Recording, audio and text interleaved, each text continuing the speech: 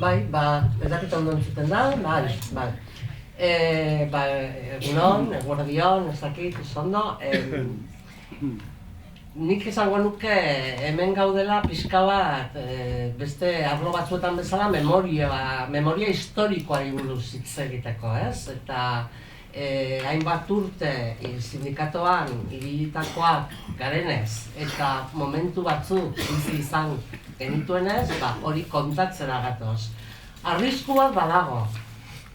Eta da bat aita gehiagi ere kontatzea, edo interes gutxiko gauzak, edo gehiagi liatzea. Adinaren kontuak ere badira. Orduan, nik abizatu diot, mozteko beldurri gabe.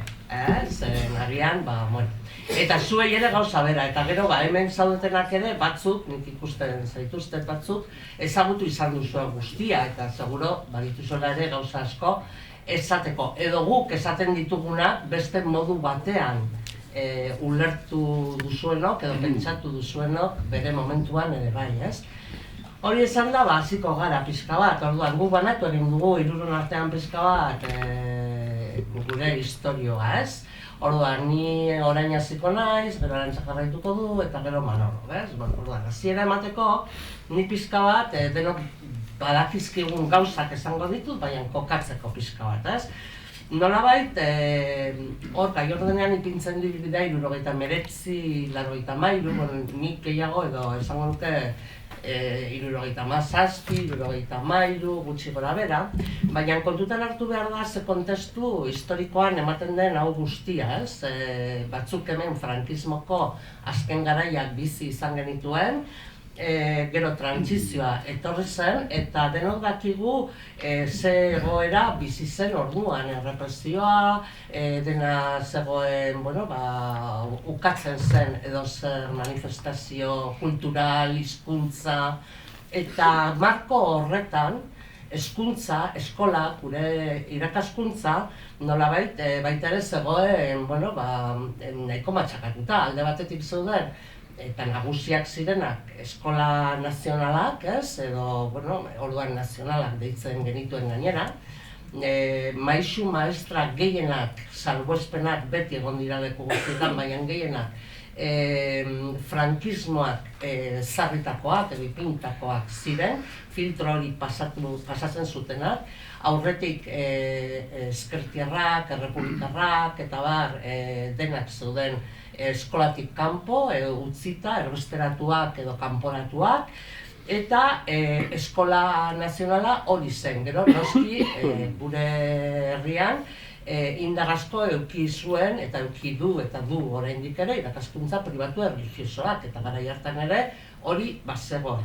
Eta gero ikastolak hasi ziren sortzen, ez? Baina bereziki hitz egingo dugu eskola publikoa eta ikastola zen publifikazioa hitz egiterakoan garaia egiten bi sare horien arteko ibilbidea izan zen nolabait, ez? Egin zena, ez? Ideia bat egiteko ikastolen inguruan 60tik aurrera hasi ziren sortzen, batzuk zeuden lehen, baina orokorrean hasi ziren sortzen Gipuzkoan eta Bizkaian, eta Araban eta Nafarroan ja gehiago 70ko hamarkadan, ez? Ideia bat egiteko 1960an ikastoletan 60 ikasle baldin bazeuden orotar, guztira, 1976an ia 30.000 zeuden ja lau lurraldetan ikastoletan, ez? Esan nahi dut, azken urte horiek, frankismo, trantsizio hasiera, urte horiek oso, izan ziren oso garrantzitsuak, eta aldaketa batzuk hasi zirela ematen gizarte mailan ere, eta ausartzen beste pauso batzuk ematen, ez? Eta hamarkada horren amaieran, 1978an ja, eskola publikoetan, nazionaletan oraindik, zen ez zeuden gauza guztiak oraindik hemen transferituta, eta euskara ikasgai bezala hasi zen sartzen eskola publikoetan. Gaur, egia da hemen, EAEri 3 lurraldetako prozedurari, ibilbideari buruz gehien bat hitz egingo dugula. Baina esan behar da ere, Nafarroan, Iruñean adibidez, 1978an gurasoak, irakasleak eta kasu horretan ere herri erakundek bultzatuta udal ikastolak sortu zirela, eta udal ikastolak Iruñan indar handia izan dute, eta gainera izan dela mugimendu baten aurpegia eta isla, eta hori horregon zen publikoak hasieratik udal ikastolaren menpe, eta 2003an lortu zuten Nafar gobernura pasatzea, udaletik Nafar gobernura, eta nolabait berdintasun batera iristea beste ikastolekin ere bai, Eta beste bereizgarri bat izan zen Gasteizen diputaziok ikastolak zeuden, hasieran bat edo bi bat ziren diputaziokoak, baina hainbat urteetan federaziokoak ziren ikastola batzuk ere aukera izan zuten pasatzeko diputaziora. Eta orduan, publifikazio aurretik Gasteizen bazeuden 4-5 ikastola diputaziokoak zirenak. Zazpi izaten du, gutxi gara.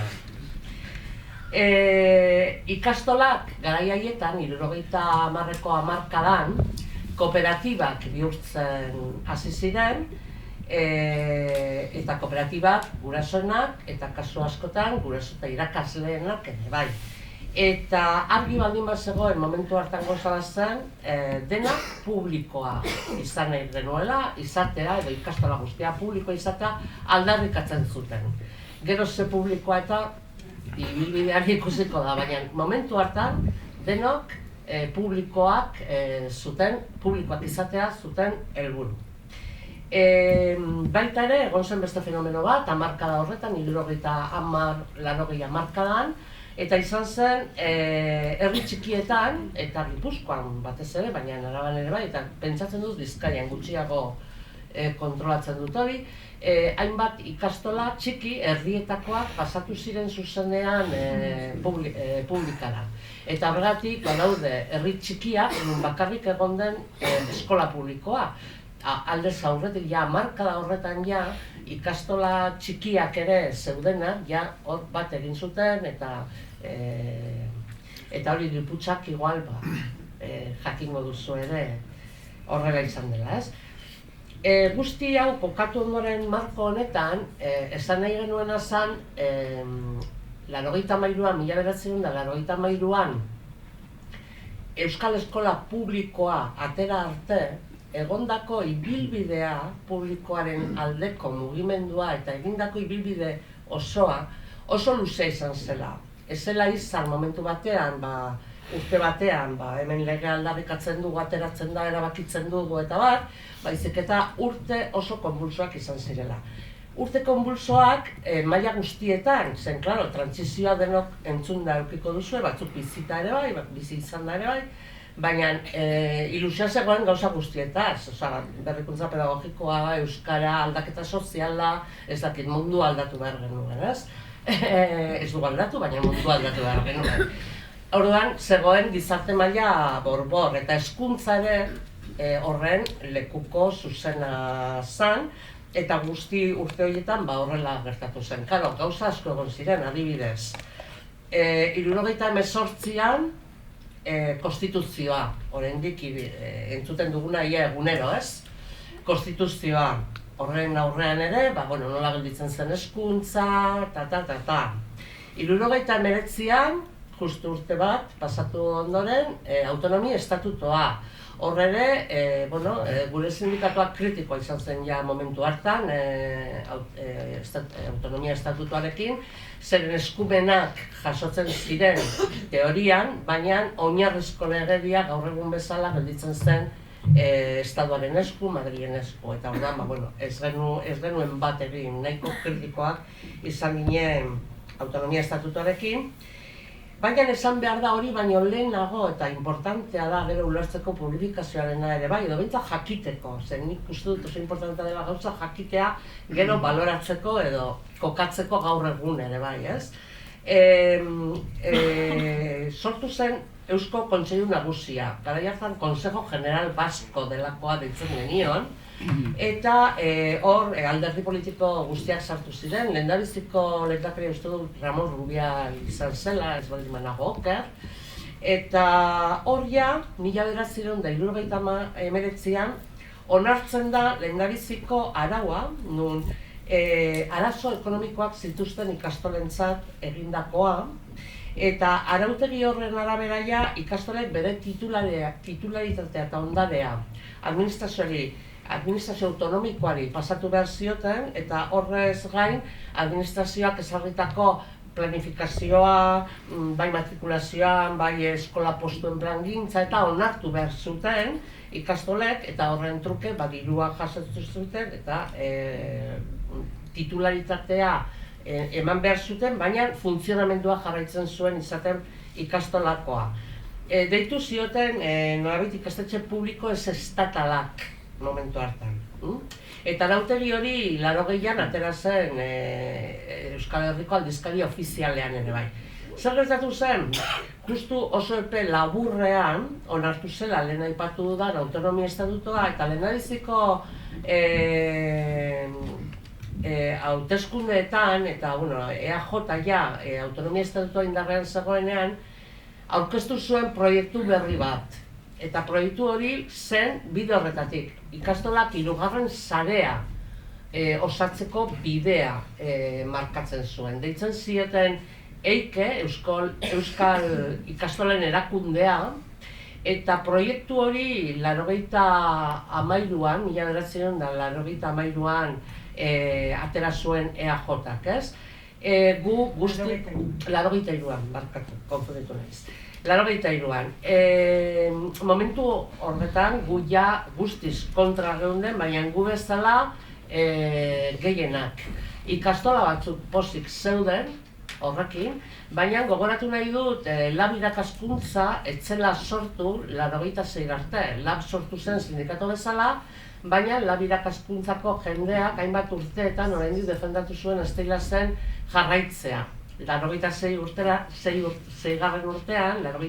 urtean antolatu zuten ja lab irakaskuntza eta hainbat kide utzi zuten estela zara joateko. Orduan oraindik elkarrekin geunden aurre egiten EIKeri proiektu horri nun 3. sarea ahalbideratzen zen. Eta 3 arrazoi nagusiagatik geunden aurka. Lehendabizikoa zen sare publiko paralelo bat egin nahi zela, guztiz ordaindua. Bi komunitateen arriskua bizia ondorioztatzen zela proposamen horretatik, eta 3. Euskararen getoak izateko ere arrisku importantea zegoela. Esan nahi dut honekin, ja orduan eta gaur egun gure ideologikoki oinarritzat ditugun hainbat zutabeia orduan ere mahai gainean zeudela eta eztabaidak kokatzen zirela ere maila horretan, ez? Eta ulertzen genuen Euskal Eskola Publikoaren bidea landu beharrean kontrako bidea egiten zuela, ez? EIKE legea parlamentutik atera zen, baina gobernu zentralak rekurritu zuen eta ez zen indarrean ipini. Naiz eta jakiteko handik urte batzuetara Eusko Jaurlaritzak helegitea ipini zuen eta irabazi zuen Eusko Jaurlaritzak, baina ja ez zuen ezertarako balio zen ja beste bide batzuk idekita zeuden. Beraz, lege hau ere, inoiz ez zen ipini indarrean, baina nahi hori eta aurrera joan zen legebiltzarrean ere bai. Horren aurrean, antolatu genuen oso mugimendu indartsua. Egia da, denboran ez zela oso luzea izan, baina eragina handia izan zuela 3 lurralde hauetan.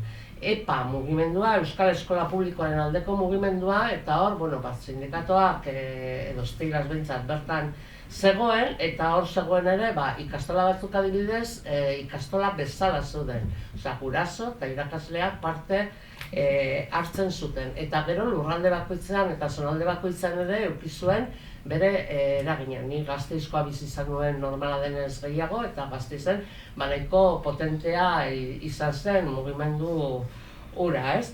Hor ere biltzen ginen nolabait euskal ezkertiar guztiaz, indar politikoak ere bai zeuden atzean bultzatzen hori, Eta, bueno, hor aldarrikatzen zera zen Euskal Eskola Publiko bakarra. Eikeren aurrean, bide markatzen zituena publikoak, ikastolak eta eskola nazionalak edo estatalak ja, esaten zirenak, hemen Euskal Eskola Publiko bakarra.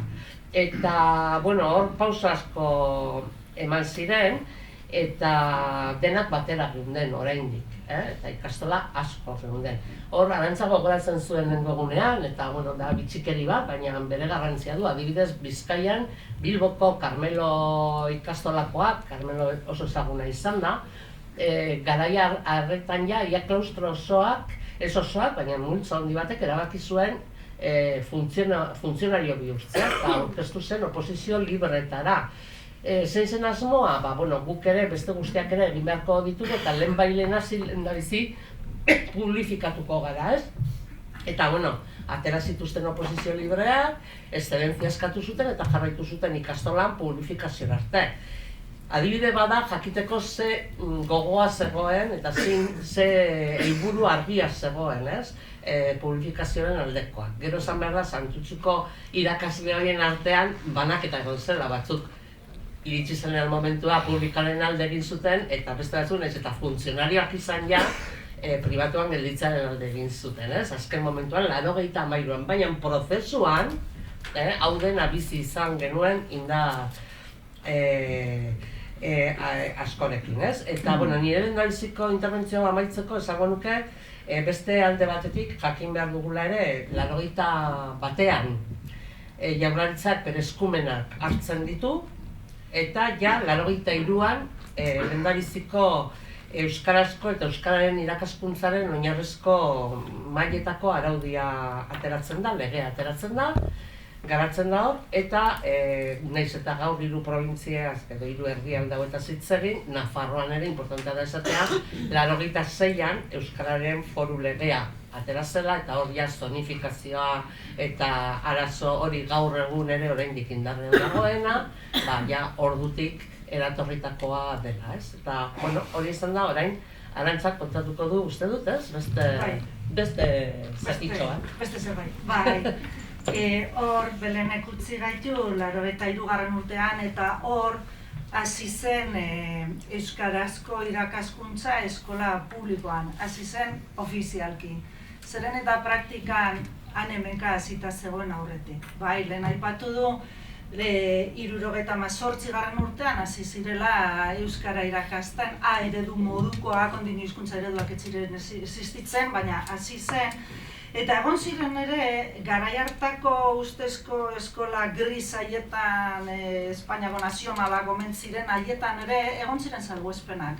Adibidez, Oreretako institutoan, 77. urtean, osatu zuten ikasle euskaldunen talde bat, eta eskaini zitzaien institutoan hastea euskaraz irakasten ikasgai batzuk, eta horrela egin zuten, eta talde horrek euskaraz egin zuen.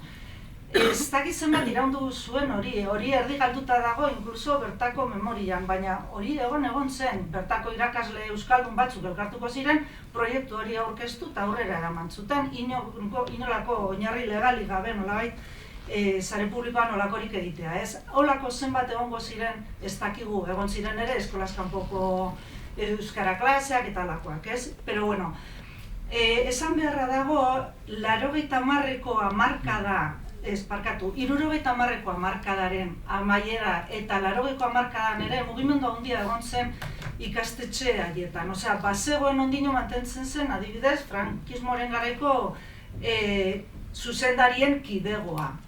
Oso gauza bitxia zen ura. Baina aldi berean irakasle gehienak interinoak ziren. Eta bueltatu ziren ere los cursilistas del 36, hauek izan ziren Republika garaiko irakasleak, estatu kolpeak alboratutakoak, hor Franco Ilondoren aukera izan zutela bueltatzeko eskoletara pare bat urte emateko. Ez da izertako, baina hor agertu zen jende hura ere, desde luego frankista etzena, ez da. Segulako, amaitu ziren ere garai haietan estatu osoko lekualdatze lehiaketak. Imaginatu zer zen jendea hemen oposizioa gainditu eta la graziosara joan. Nik lankide hoia hori gertatu zaion. Hemen zegoen jende askok burua zeukan jarrita Logroñon bueltatzeko edo Valladolidera edo, ezta? Hori amaitu zen, hori urteetan zehar hasi zen jendea finkatzen bere tokietan, bere jatorrizko lekuetan edo. Mugimendu, berrikuntza pedagogikoaren mugimendua aipatu du Belenek ere, 80. urtean Donostian izan ziren Adarrako jardunaldi pedagogikoak, eta hor elkartu ginen 5.000 pertsona. Aste oso bat, berrikuntza pedagogikoa zela eta behinat bat zegoen, Santo Tomas liceoan izan zen. Eta han berrikuntza zen, euskara ere bazen, eskutik lotuta etorri ziren. Ez geunden bakarrik publikako irakasleak, ikastoletakoak ere bazeuden, baina batez ere, publikakoak baita ere, ezta. Eta orduan, 83. urtean parkatu, orduan arautzen dira hizkuntza ereduak eta ez da hasten da modu formalagoan euskara irakasten. Zer gertatzen da han? Irakasle euskaldun gutxi zegoela. Orduan, administrazioa saiatzen zen nolabait euskalduntzo prozesua sare publikoan lausotzen. Haien proiektua azken finean beste bat zen, eta ustea eskola beraiena etzen, eskola publiko gura ustea ez dakit gaztelaniaz edo aparteko zera batean. Hasi ziren ere irakasle euskaldunak kontratatzen, naiz eta euskarazko titulaziorik ez izan, ezta? Baina, euskara irakatsi behartzen eta halako jendea kontratatzen hasi ziren. Hasi ziren kontratatzen ere irakasle ez ziren unibertsitateko ikasleak. 3. mailan egonda, ustez euskaldunak zirenak, dinot ustez, ni horietako bat nintzen, eta badaki zelako azterketa egin ziguten sartzeko, eta zelako euskara maila genukan batzuk, baina, holako jendea kontratatzen idoneak izan zirenak, eta, hori izan zen, hori euskaldunak kontratatu, eta bestaldetik ere irakasleak euskaldundu, ezta? Izan zen beste bat, Irale programa sortu zen, adibide gisa, 85-etik 90-era 17.000 irakaslek parte hartu zuten Irale programan, han zeuden klase orduko, liberazioarekin batera zijoazten ikastaroak, bat zeuden ere klase ordutik kanpokoak, udalekoak, barnetegiak eta ezta. Sindikatuak abian jarri zuen euskara benetan gure eskoletan kanpaina, sare publikoan guk antolatuta, eta horrekin paraleloan ere, egiten genuen ere, euskalduntzeko euskara ikasi nahi dugu urtero borrokan, Irale kupoak handitzeko, eta kontuan hartu behar da, garai hartan euskararen alde borrokatzen zuen irakasle mordo bat etzela euskalduna, etzekiela. Era berean, D ereduaren alde borrokatzen zuten familia askok etzekiten euskara, baina nahi zuten, ikasleak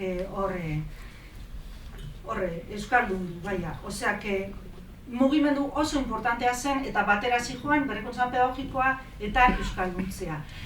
Eta, ulertu behar da ere, euskaldunizazio prozesuan sartuta ez da bakarrik euskal munduratzeko giltza da, baina baita ere materialik gabe geratzen ginela.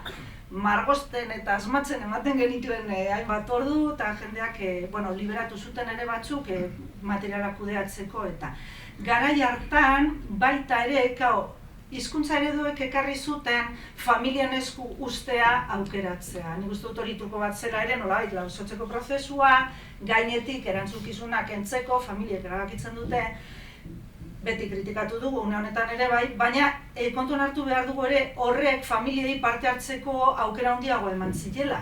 Osea, eta orduan, parte hartzea handia egon zen, kudeaketa ere, ikastetxen kudeaketa aldatu egin zen, garai hartan atera zen hori eskola kontseiluen legea eta barta hemengoa berezia izan zen, hemengo ikastetxetan dugu ordezkaritza organo gorena, ez da eskola kontseilua deitzen, zergatik, zeren eta garai hartan ikastoletan organo gorena asanblada zen. Eta orduan ate hori irekia usteko eta onartzeko beste modu batzuk organo gorena da, ez? Gure proposamena zen, organo goren horietan, 3 hereneko partaidetza izatea, bata irakasleak edo langileak, bestea familiak eta 3. zen inguruko eragileak, udala eta auzo elkarteak eta holakoak. Etzen hori atera, baina egia da, hau dela toki bakarrenetakoa non eskola kontseiluetan irakasleok ez dugun gehiengoa. Bale? Osea, parekatuta gaude, baldin eta gurasoak eta besteak bat egiten badute. Bueno, esan nahi, garai haietan, kriston mugimendua zegoela, urteroko kanpainak egiten genituela publikoaren alde eta euskal ereduen alde matrikulatzeko, eta egon ziren ere irakasleen artean kontrako erreakzioak, ez da zalantzarik. Garai haietan, 88an egon ziren lehen hauteskunde sindikalak, eta sindikatu bozkatuena estilaz izan zen, baina bigarrena Comisiones Obreras, bazegoen ere UGT, LAB eta ELAk zerbait atera zuten txikiak ziren bilak, eta ordezkaritza lortu zuten Araban ANPEK eta Bizkaian CESIF. Osea, sare publikoa horrelakoa zen. Bale? Denetarik zegoen. Bazegoen ere, euskaldunizazioan aurrean esaten zutena, bueno, a mí que me reciclen, solo les falta decir si pueden, pero, o sea que, baina, bueno, baina bestia, etzen erraza izan. Eta honekin zera adierazi nahi dut. Adierazi nahi dut garai haietan hitz egiten zela konfluentziari buruz. Konfluentziarekin adierazi nahi zen ikastolak publikora etorri behar zutela, eta adierazi nahi zen ere garai hartako sare publikoa euskarara eta euskal kulturara eta euskal mundura jun behar zula, bideratu behar genula. Eta nolabait hori egiten ari zela, bere moduan urteetan zehar eta. Bale, 85. urtean lode legea ateratzen dute estatuan, Felipe Gonzalezekin, eta hor bai forma ematen zaio ordura arte praktika zen, hau da, ituntze ofiziala ezartzen da, eta esaten da hemen egongo dira eskola publikoak, ikastetxe pribatuak eta ikastetxe itunduak, ez? Estatuan ikastetxe erlijiosoak oldartu egin ziren, hainbat manifa egin zituzten, Madrilen eta hor erlijioso guztiak eta zeren eta dakizuenez teoriaz baldintza jartzen ziren ituna lortzeko. Hemen, inorretzen mugidu, oso grazai eratu zen hemen, dugu zergatik. Eta hezkuntza saila, PSren esku zegoen, eta Rekalde jauna egon zen sailburu, eta garai haietan, 87. urtean sinatu zuten. Hezkuntza sailak eta ikastolen elkartea hitzarmena sinatu zuten. Hori itunantzeko zerbait, ezta? Eta gero ja, 88. urtean publikatu zen, argitaratu zen, konfluentzia legea. 88an. Konfluentzia legeak lau orrialdekoa da, eta esaten du, hemen badaude publiko izan nahi duten ikastolak. Oain ez dugu marko legalik hori egiteko, etorkizunean egingo dugu, baina bitartean zer egingo dugu. Ikastolek dituzten zorrak guk hezkuntza sailak hartuko ditu, finantziazioa guk emango dugu, baina marko legala dagoenean ikastolak publiko egingo dira, eta titularitatea eta hezkuntza sailaren eskura pasatuko da. Garai hartan orduan hasierako erabaki bat hartu zuten, ikastolen 80% edo sartu ziren bide horretan, esan zuten bai gu publiko izango gara, eta beste batzuk 12 ikastola ez ziren hor sartu, esan zuten ez, gu izango gara pribatu itunduak. Sortu zuten euskal ikastolen batza eta hor jarraitzen dute 12 ikastola dira, ez? Eta uko egin zioten orduan gain finanziazioari eta baita ere publikoarekiko konpromesuari. Garai hartan ere egin ziren langileen zerrendak, nortzuk zeuden ikastoletan lanean, jakinda etorkizunean publiko izango zirela, hezkuntza sailaren langileak izango zirela, ezta? Gero, etorri zen LOGSE legea, baina aurretik lodek aldatutakoa ezarritakoa zen garrantzitsua orain interesatzen zaigun gauzai begira, LOGSek ezun sakoneko aldaketarik sortu gure auzi honetan. Eta horrela iritzi ginen akordio politikora. Manolo Casarriko du baina. Bai, orain dator txan-txan-txan. Zeren benetako abiapuntua izan zen konfluentzia legea dudarik gabe. Konfluentzia legearen prologoan agertzen dira 2 parrafo irakurri beharrekoak. esaten du, partiendo de la existencia de la red pública, de la red privada y de la red de ikastolas, beraz onartzen da hiru sare daudela, la reordenación del sistema educativo vasco tiene como objetivo consolidar una única escuela pública vasca, democrática, plural, de calidad, complementada con una única red privada. El mencionado propósito se fundamenta en la reiterada voluntad de una mayoría de ikastolas de transformarse en centros públicos, en su importante labor de conservación y extensión de la lengua propia. Konfluentzia legea izan zen abiapuntua geroko gerora etorri beharko zen marko legala, hezkuntza lege eskola publika baska, eta hor gorpuzteko edo ikastolen publifikazioa. Gero gertatu ezena, baina bidea hori izan. Horri marko politiko emateko sinatu zen guk deitzen genuen el acuerdo político para el pacto escolar, eskola itunerako akordio politikoa. Bakarrik sinatu zuten PSOE eta PNV, momentu hartan gobernuan zeudenak. PSE Euskadiko Ezkerra. Eta beste indar guztiak EA, garai hartan, eta EH eta HB orduan herri batasuna kontra agertu ziren. Eta bost atal zituen pakto hori, pakto politikoa zen. Eta bat, importantena beti bezala, finantziazioa zen. Finantziazioa, planifikazioa, pago delegatua, orduan hasten da pribatuko sareari, sare pribatuko irakasle guztiei zuzenean soldata ematen, eta ez patronalaren bitartez. Diseinu kurrikularra eta euskalduntzea. Finantziazio, gu superkritikoak agertu ginen horrekin, bi arrazoien gatik batez ere finantziazioa berriro ere ematen zitzaien diru pilo bat pribatuari, bai moduloen kopurua handitzen zelako, eta baita ere etapa gehiago sartzen zirelako ituntze barruan, 3-6 eta 12-14, sekundariako lehenengo ziklo. Beraz, eman dirua beti bezala, eta euskalduntze arloan ereduak mantentzen zirelako. Hori izan zen marko politikoa, eta berehala 83ko otsailean publikatu zen, argitara edo eman zen Euskal Hezkuntza Publikoaren legea, Buesaren legea deitzen ziotena. Polita da ikustea garai hartako prozesua eta oraingoa ze paralelismoa duten. Bakoitza nola mantentzen da bere tokian, nola jarritzen dugun kozina berberak esaten, eta ze tristea den berriro ere, orain gertatzen ari da. Ateratzen da Euskal Hezkuntza Publikoaren legea, eta ematen zaie ikastola guztiei 3 hilabeteko epea erabakitzeko publikan sartu edo pribatuan sartu. Hori egin behar da, banan-banaka, ikastetxez ikastetxe, hezkuntza saila, ikastola, hezkuntza saila, ikastola. Baina hori baino lehen, hau ez du aipatu beharko litzateke, ikastolen elkartea egiten du bere kongresoa Iruñan. Eta kongresu hartan... Barkatu, ahaztu zaite esatea konfluentzia legeak esaten zula, finantziatuko ditugu ikastetxe hauek eta publiko izango dira. Publiko egiten ez direnek diru hori bultatuko dute. Egia da. Zeren ordura arte egoten zen ikastolen gain finantziazio bat.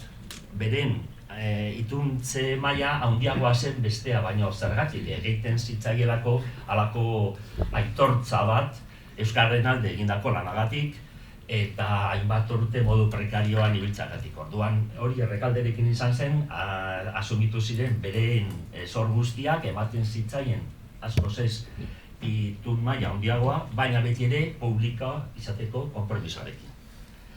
Iritsi zen kongresoa, Iruñeko kongresoa, berenan egon zen, eta zuk esaten duzun bezala gauzak okertzen hasi ziren. Okertzen hasi ziren, gehiengo handi batekin ikastolen elkartea erabakizuelako, erabakizuen bai, publikoan ez sartzea. Egia da gu konfluentzia nahi genuenok ere konturatu ginen berehala konfluentzia hori ez zela existituko eta integrazio hutsa izango zela. Hori ere, aitortu behar du. Hori nahiek integrazio horren aurrean esan zuten, eta hori izan zen beren proposamena izatea centros públicos de titularidad municipal. Nahi zuten ez ez izatea hezkuntza sailaren menpekoak, baizik eta udalen menpekoa. Ezaguna egiten zaigu hori ere, ezta? Baina hori, lortu ezean, pribatu da. Eta hortik aurrera hasi zen kanpaina izugarria, ezker abertzale osoko apoioarekin, bai barruko dizientzia egongo zen, orain potentan bezala, baina lerro nagusia hori izan zen, eta denok ala pribada gure izaera konserbatzeko bestela, eroriko ginateke huesaren atzaparretan eta ikastore mugimendua, horitzen mezua. Bueno, holaxe, iristen gara erabakitzeko momentua. Prorrum, abaniko politikoa. Aldi berean ateratzen dira irakasle kidegoaren legea, los cuerpos propios, hemen bakarrik daudenak, eta aldi berean ere hizkuntz perfilen dekretua. Hor markatzen zen A, B eta D ereduetan zelakoak ziren lanpostuak, ze perfila zuten lanpostuek. Hor, guztietan zeuden perfilik gabeko plazak eta. Baina, hori zen beharrezkoa zuten genuen marko juridikoa publifikatu alizateko, ez? Gauzak markatuta zen. Eta azudeko esatea, orduan ere sortu zela sortzen mugimendua. Sortzen mugimendua osatu genuen. Esteilas Lab, ikastolen federazioa, elkartea, Euskadiko denon artean, gezki esan dut, bai, denon artean mugimendua sortu zen. Kriston manifestazioa egin genuena Bilbon, eta hor ginen, pentsatu, konfluentziaren alde eta lege honen kontra, Lab Esteilas ikastolen elkartea UPV, irakasleen elkarte bat, hori gogoratzen ez duana, baina hori ikusi dut, irakasleen elkarte bat, eta ANPA guztien federazioa, gaur eige izango zena. Eta denok lehiaren kontra, kriston manifestazioak egin ziren eta bar. Adarra eta eka ere nunbait bat zeuden, kartela gai. Bai. Zeintzuk izan ziren sindikatu eta partidu politikoen jarrerak publifikazio edo privatizazioa ziren aurrean? Bueno, EAJ-arena beti bezala oso praktikoa. Ez? Dirua badauka, pribatuak ez da. Hartu dirua eta utzi, ez? Zer esaten zuen, ikastolak zorra hundiak baldin bazituzten eta ikusten baduzue bideragarritasuna ez dela oso argia, publifikatu zaitezte, gogoratzen duzu Zeberio Amorrion, ez? Publifikatu zaitezte. Oain, ikusten baduzue aurrera egiteko moduan pribatuak ditzu jarri. Zoe, badakizue, ere legea zen, publikaren alde, Euskadiko Ezkerra ere bai, HB guztiz kontra, oso aktiboak egon ziren borroka honetan, integrazioaren kontra, ez zioten begiratzen errentagarritasunari, denok, pribatuan gelditzearen alde, izaera mantendu, hirugarren sare horri eutsi. Oso jarrera politikagarria izan zuten. PP guztiz kontra, PP-rentzat lege hori zen obsesio linguistikoz betetako legea, pentsat. Obsesio linguistikoa, orain dela, largoita mairu urtean, 3 ereduak mantentzen zirelako. Gaur bezala, pasote bada, ikustea ez, nola... Bueno, sindikatuak. Gurea ez da saldu behar, Lab guztiz kontra, esaten zuten ez zela konfluentzia, integrazioa zela. Elak izan zuen jarrera bat oso laborala. Ez gara sartzen politika, langileen etorkizuna eta lan baldintzak bermatzeta baldin badaude, eta hori ondo ziurtatzen baldin badira, bazuk ikusi. Publika pribatua, baina langileen baldintzak dira importantenak. Nolabait sindikatu apolitiko bat bezala. Komisiones alde. Baina komisiones eta UGT-ren papera pelikulanetan ez existitzen, ez zeukaten inor ikastoletan, ez zeukaten... Bueno, euskaldunak ere zen izango, pare bat, horretzen diazu ez da. Bere... Hormaramendi, adibidez. Hormaramendi? Bai, Euskadiko Ezkerratik ere perkatu. Batuten ikastola, bai, Euskadiko Ezkerrako jendea, zegoen, bai. Baina sindikatu betzara ez zuten papera handirik izan, baina. Nik neitxak gogartzen duenaz. Eta ikastolen elkarteak esan dugu, ez da, Iruñan egin zuten kongreso hori, oso diskurtso kritikoa, claro, egin behar zuten diskurtso kritikoa eskola publikoarekiko. Nola argumentatzen duzu ez dela sartu behar publikan batzen, mamua, huesa, ez da, baina beste batzen gogoratzen dut oso ondo ze diskurso atera zeten, gurea zala Napoleonen herentzia bat. Eskola publikoa zela napoleonikoa, eskola publikoa zela jakobinoa, administrazioarena. Eskola publikoa funtzionariz beteta dago, eta guk ez dugu eredu hori nahi. Gu laboralen aldeko gara eta beste modu bat. Ez egon beste modurik, ez? Ezateko pribatura joan behar dugu, eta oso diskurso mingarria izan zen guretzat. Baina barnean, ez da bai handia gonzan, ez da dut ikastola elkartea, leku guztietan gertatzen den bezala, estruktura osoa horretan ipini zuen, baina barnean, kongresuan bertan, ez da bai da oso gogorrak eman ziren, eta bozketak gehienak galdu genituen, baina blokean ere joan ginen, hainbat ikastola batera, beraien plantamentoen kontra zer dut, hor ja, zeintzuk joko genuen publikazioa eruntz eta zeintzuk ez, hasi zen argitzen, argi eta garbi. Eta esaten zuten sare publikoa jakobinoa zela, eta gu, esteilaskok 68istak ginela. Eta egia zen, baina esan nahi dut ikusteko ere zela irudikatzen zuten beraiek, gizartea, eta de maio del 68, gu ginen eskerraren eskerra, nola baita, eta hortik zetorren, egia da sindikatu hortik zetorrela, ez? Alternatiboa ginen, alternatiboak arlo guztietan. Horrelakoa ginen lehen. Bueno, jarretzen dugu eztabaidatzen gure artean, aurreko aste honetan izan dugun eztabaida, gauza batzuk ez ditugu, lotu zareten ez berdin ikusten. Hala da. Bueno, eta jazta, eta orduan egin zen banaketa, egin zen aukeraketa, izan zen ikaragarri traumatikoa denontzat. Guk pentsatzen bagenu, gari batean, pentsatu izan bagenu denok publikan sartu zirela, konturatu ginen denok pribatura joango zirela, garai hartan egiten ziren estimazioak, federazioak berak egindako estimazioak ziren, 110 edo sartuko zen publikan. Gero zorionez edo, 140 edo izan zen publikan integratu zena eta 160 edo kanpoan gelditu zena. Hitz egiten ari gara ez ikastolaka batzuk oso txikia zilako eta beste batzuk handia, baizik eta ikasleen kopuruari begira nola gelditu zen. Ikastola handi guztiak zuzenean pribatura. Eta hola. Ez ikusten duzuen. Ez zuten duerik izan. Eta sindikatoa han ibili ginen oso markatuta ikastola, esan ez venga, zatozte publikara, eta esagatik publikara. Eta paper deserosoan, esaten dut, hori bizi izan dugula, Belen eta bio joan ginen Arabako ezakizten bat ikastoletara, eta benetan, ez dakit, nola esan, gure papera, gana ez da ondo defenatu, deserosoa izan zen. Hau anekdota da bata, baina oiongo ikastolara joan, zuzendariak bai, sartu. Bueno, ez da ikaskoak etorri dira, itzekin dira. Botatzen dugu gurea, Jordan eta biok. Nahi baduzu zerbait galdetu. Bueno, guk batu dugu, ez dakit, ateratzen da zuzendaria, bokatu da, ez da gaur. Inork ez zuen hau aireki, oingo ikastola.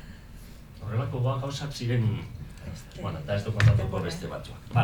Orduan, baina bokatu du, bostatzen zain pelikula oso gertutik bizi izan genuelako eta oso mingarria izan zen guretzat edo. Botako batzuetat izan zen terrible mingarria eta izan zen kriston decepzioa ikustea gure referente politikoa, iranik izan dakoa, gure referente politikoa ze jokaera hartu zuen, Jazta. Eta zorra ez zuten bueltatu, zorra. Esan dezagun, zazuk zilako duzu publikatuna, gain finantziazioa, atornun zein zen zorra? Pues una tonteria, 11.000 milioi peseta. Oliverik barkatu zien, handik urte batzutara sailburua izan zen. Hori, ezen erraza izan eta gainera, baina esan behar dugu ere, gure sindikatoa, ez zegoela lege honen alde. Kontra egon ginen. momentu hartan. Lege honen kontra egon ginen, ezezkoak bozkatu zutenen bezala. Baina guk ulertzen genuen, nahiz eta kontra egon, legearen kontra egon, hobe geundela publikoaren barrutik eragiten, kanpoan baino. Zen kanpoan, genekien, ze sareetan kokatuta geratzen ginen, eta zen ibilbide guztiaren kontra, eta horregatik gure auto argia izan zen, publikoara pasatzen, ez eta ja ordurako jakin hori etzela guk aldarrikatzen genuen benetako konfluentzia. Horretaz gaur egungo ikusten dutik beste modu batean igual ikusiko genituzke gauzak. Baina momentu hartan horrela zen, guk legearen kontra agertu ginen. Eta oso momentu publikaren autoa egitea, momentu zaiak ekarri zituen, etxaiak bihurtu ginen, hainbat esparruetan, horretara ere, ohitu gara urteetan zehar, nik ez dut inolako arazorik horrekin ja, orain ere ez. Eta haustura zen urteetan zehar, elkarrekin lan egin genuenen artean, baina haustura gogorra gainera, eta, hitzik ez egitea, kalean, denetarik egon zen. Hori ja ez gara sartuko. Eta bozketak leku batzuetan izan ziren, Pedrok orain aipatzen zuen bezala, ia ehuneko 50, hori gertatu zen bereziki oso publikoaren aldeko jarrera izandako ikastola batzuetan, Bilbon Carmelo, Gipuzkoan Langile, eztabaidak izan ziren, impresionanteak, eta gelditu ziren erdibituta nolabait. Baina, egia da eta onartu behar da, gutxiengoan gutxigatik gelditu zirenak publikan jarraitu zutela hurrengo urteetan ere lanean, ez? Larriagoa izan zen oraindik, publifikatu ondoren, gure hainbat ordezkari, aipatzen genituen, nik 2 nituen buruan, Arantzak beste bat gogoratu nindun, zidan, Ondarrukoa, kaleratuak izan ziren, guk garai hartan ordezkari sindikala genituen ikastoletan, konbenio hitzarmen kolektibo propioa geneukan ikastoletan, hasieran pribatuan geunden, baina gero ja propioa geneukan ikastoletan, eta ordezkari sindikalak, eta adibidez Elgoibarren, eta Elgoibarren oso pertsona eta zornotzan, kaleratuak izan ziren gure ordezkari sindikalak publifikazio ondoren. Beste egoera oso gogorra gertatu zen, hor kooperatibak ginen ikastolak, eta hainbat ikastoletan, nahiz eta bozketa irabazi, talde batek atera zuen mahai gainera kooperatiben legea eta hor bi herenak hainbat erabaki hartzeko aipatzen zirenez, hori erabili zuen judizializatzeko epaitegietara eramateko erabaki hori. Oso ikastola, kasu honetan bai Handietan, Beasain, Azpeitia, Elorrio eta Gobea izan zen. Kasu horietan, hainbat urteetan publikoan egon zen, baina geldituta egon zen publifikazioa, etzekiten zer epaitegiek zer erabakiko zuten. Eta horrek bere ondorioa eduki zuen, gero aipatuko dugun langileen egoeran, zen hauek inoiz ezin izan zuten funtzionalizatu eta bere bizitza laboral guztian naiz eta azkenean publikan gelditu, egin zuten lan legepeko langileak bezala jubilatu arte. Retiroa hartu arte. Esan behar da ere, ikastola handi hauetan behin eta publifikazio bidea edo publikoak hiru hauetan publiko bidea hartu zenean, zati batek eta hemen bai apurtu zuen ikastolarekin eta beste ikastola bat egitea joan zen. Beasainen montatu zuten ikastola, pribatua, federaziokoa, pribatua, montatu zuten Azpeitin eta baita ere Elorrion. Eta Gobela, eta Getxo. Elorrion ez. Elorrion bai. Elorriotarra. Lehen esan dut, Elorrion gertatu zen, buruz ari naiz, baina bozketa irabazi zen 171-arekin, baina etzen 176 llegatu. Orduan ikastola geratu zen sare pribatuan. Eta hango kasu gehienek seme-alabak eraman zituzten publikora. Orden geratu zen ikastola ia ikaslerik gabe. Eta publikoa hortik aurrera bihurtu zen euskararen, ereduaren eta bizikulturalaren... Arrazoia duzu, ezberdina izan zen Elorrio, esan izan behasaingo eta azkeitiko prozesua bezalakoa, ezberdina izan zen Elorrio. Horrela. Baina geratu zelako eraikuntzarekin, gobelan bezala. Baina behasainen eta azkeitean ez. Horietan, Elorrioan irabazi zuen ez publikoaren aldeko zera, publiko egin zen ikastola. Eman zuen urtebete sare publikoan, eta orduan, inpugnazioaren ondorioz, bertan bera utzi zuten publifikazioaren dekretua. Eta orduan, publikoaren aldeko gurasoek esan zuten, bai, hor geratuko zarete, ospa egin zuten publikora. Eta hor, ezkeita geratu ziren 15 langile. Lanik gabe, eskaleratuak, ez lanean, ez ezer. Zeintzuk ziren, publikoaren alde bere garaian bozkatu zutenak, eta pribatuaren alde bozkatu izan zuen bat, baina despistatu zen, eta gero eskatu zituen kontuak, zer gertatzen zen, haien gegoerarekin, eske oso bitxia izan zen. Irakasle horiek azkenean lortu zuten, baina hor negoziatu zuten hezkuntza sailarekin, eta ustez, publifikatu ziren berriro, Elorrio ikastolaren izena geratu zen hezkuntza sailarentzat nolabait, eta orduan Elorrioko ikastolak txintxirri ez da izan jarri zioten. Hori da, eta eraikuntza eta dena horientzat izan zen, eta gobelan berdin. Baina Beasainen eta Azpeitin alderantzeko estatu zen. Edifizioa eta dena gelditu zen publikan, horregatik ezberdina izan zen, egoera, eta horrek ziren gurasoak publikora joan zirenak beste ikastola bat antolatzera izan zen, galdu zutena. Bueno, hala ere, horiek oso anekdota zehatzak dira, importantzia dute, Eta baita ere, garrantzitsua jakitea, prozesu horretan 5 ikastetxe pribatuak zirenak, pribatu bereziak esango dugu, baina publifikatu zirela ere. Araban 3 izan ziren, Samaniego, San Ignacio eta Arte Eskola. Horko irakasleak inoiz ez zuten izan aukerarik funtzionalizatzeko, zen ez ziren kontuan hartu aldez aurretik onartuta zegoen legedian, ez lortzen, ez hemengo legean, ez inun, orduan beti laboralak izan ziren, eta dira batzuk oraindik.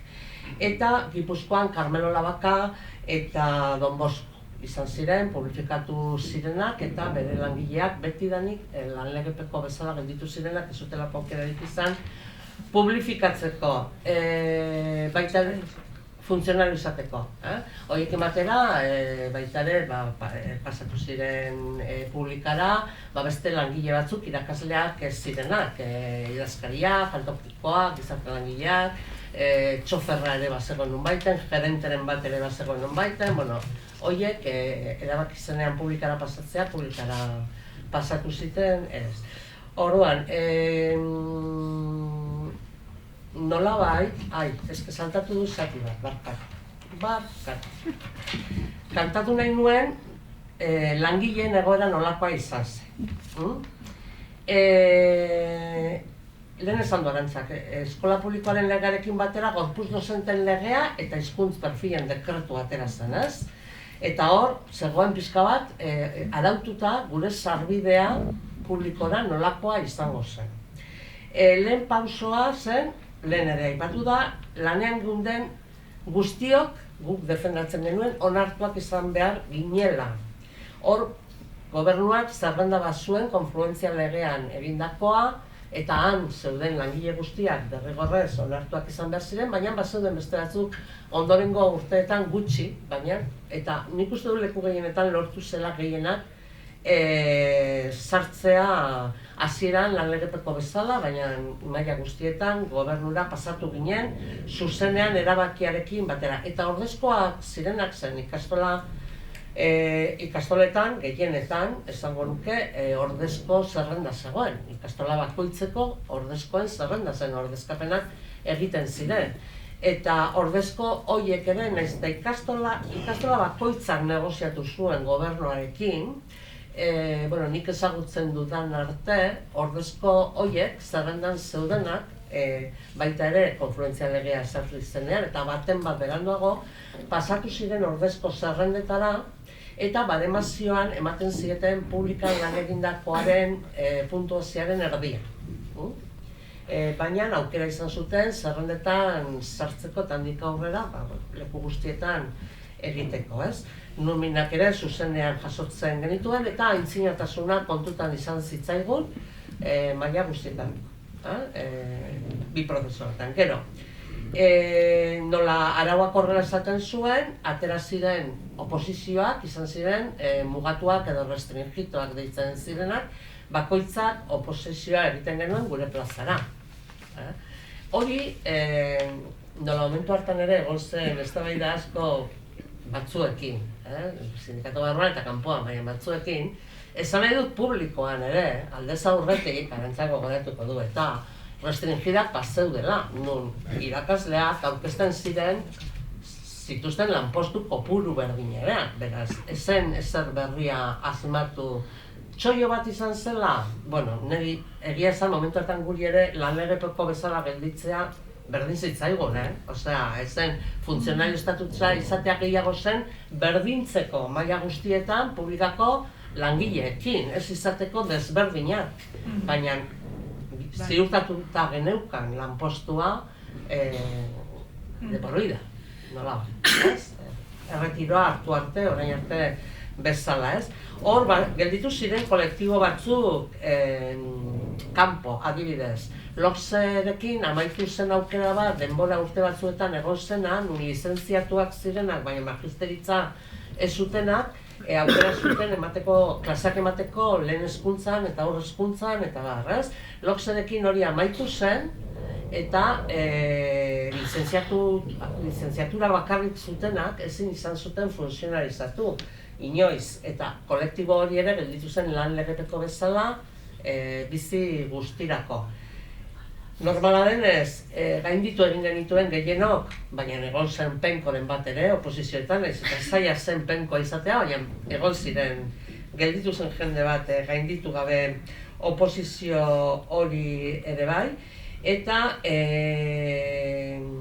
irakasle zirenak ere irtenbide desberdinak topatu zitzaien, baina denak izan zuten nolabaiteko irtenbidea. Batzuk, adibidez idazkariak federaziokoak ziren, diputaziokoak igual mantenduko ziren ezakit, baina orokorrean bigarren hezkuntzako ikastetxetara idazkari bezala pasatu ziren, jangeletako jendea gobernuko zerrendetara lanean, lan-legepeko bezala, eta zen inor kalean gelditu eta hori nik uste dut importantea dela kontutan hartzea, ez? Nik esan nahi dut ere, hurrengo urteetan ikastetxe horietan edo ikastola horietan, publikatu ginen ikastola horietan, irakasle ekipoa oso egonkorra zela, herrietan ezik. Eta herrietan egonkorra zen, baina karo, lekualdatze lehiaketan hasteko aukera izan zenean eta irakasle berriak hasi zirenean sartzen, herri txikietan asko nabaritu zuten, esan edu familien aldetik bereziki aldaketa. Ja, ezen irakasleak ez ziren joaten 10 urterako bertara, baizik eta aldaketa asko hasi ziren suertatzen. Gasteizenez, hiriburuetanez, baina herri txikietan bai. Gogoratzen dut, Lantziegon adibidez, zenbat kexa egon ziren, kanpezun, en fin, bazena arazo bat aurretik egondakoarekin, ez? Baita ere, komentatu nahi dut, nolabait oso justu edo oso gogo gutxirekin publifikatu ziren ikastola batzuk antolatu zuten ikasbatua elkartea, eta ez ziren gurasoak ez ziren integratu edo ez ziren sartu guraso elkartetan hanpa normaletan edo ordurarte zeudenetan, baizik eta guraso eta irakasleen edo ikastolen izenean antolatu zuten ikasbatuaz deitzen zen erakunde bat ikastola koordinatzeko.